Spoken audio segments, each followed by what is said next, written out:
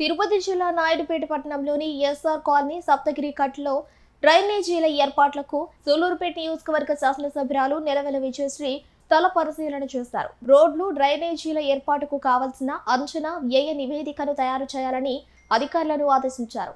సందర్భంగా ప్రాంతాల్లో పర్యటించిన ఎమ్మెల్యే ప్రజా సమస్యలను అడిగి తెలుసుకున్నారు. ఈ కార్యక్రమంలో మున్సిపల్ చైర్పర్సన్ కటకం దీపిక, కమిషనర్ ఫజుల్లా, పలువురు ప్రజాప్రతినిధులు, అధికారులు పాల్గొన్నారు.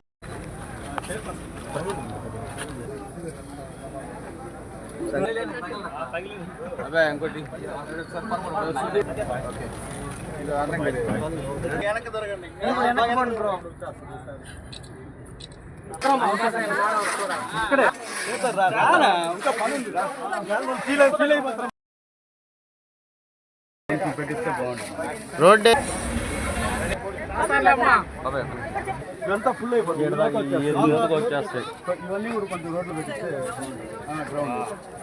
మళ్ళీ ఇంకోటి ఏంటంటే డ్రైన్ కూడా లేవు. అందువల్ల ఏంటంటే వాటర్ నిలబడిపోయి ఎత్తుకు పోకుండా అట్లా ఇబ్బంది పడుతుంది. కొంచెం ఇవి కూడా మీరు లైట్లు కానీ బాగుంటుంది. ఎవరింట్లో ఉండాల్సిందే సార్. లైట్ అదో లేదు, లైట్ ఏదో లేదంటే చూడటారు కూర్చున్నారు.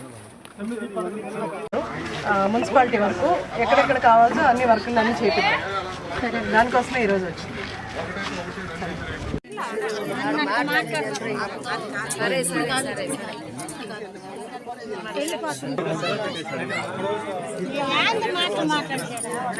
మీ అందరికీ తెలుసు, గత ప్రభుత్వంలో ఎలాంటి పనులు జరగలేదు కాబట్టి ఈసారి సమస్యలు ఎక్కువగా ఉన్నాయి.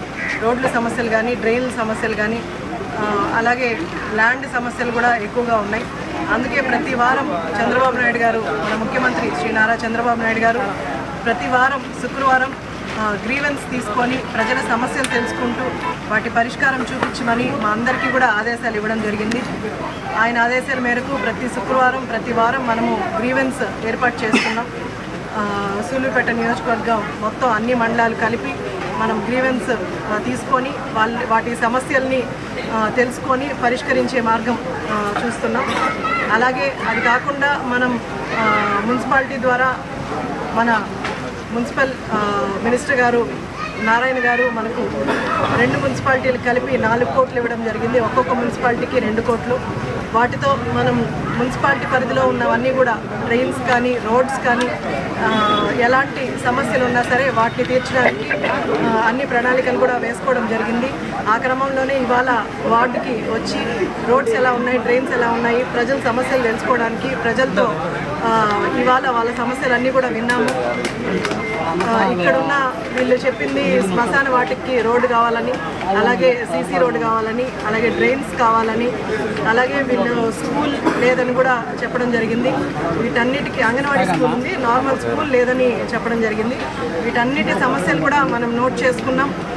త్వరలోనే, ఇప్పుడు ప్రభుత్వం వచ్చి సంవత్సరం కూడా కాలేదు, ఇప్పటికే మనం ఎన్ఆర్జీఎస్ ద్వారా మన సూలూరుపేట నియోజకవర్గంలోనే దగ్గర 20 కోట్ల వరకు వర్క్స్ తెచ్చుకున్నాము. అవన్నీ కూడా జరిగాయి. ఇంకా కూడా మనకు బ్యాలెన్స్ ఏవైతే ఉన్నాయో రోడ్లు, డ్రైన్లు అన్నీ కూడా త్వరలోనే ప్రజలకు సమస్యలు లేకుండా అన్నీ చేసుకోవడం జరుగుతుంది. దీనికి మీ అందరి తరఫున, సూలూరుపేట నియోజకవర్గ ప్రజలందరి తరఫున చంద్రబాబు నాయుడు గారికి ప్రత్యేక ధన్యవాదాలు తెలియజేస్తాను.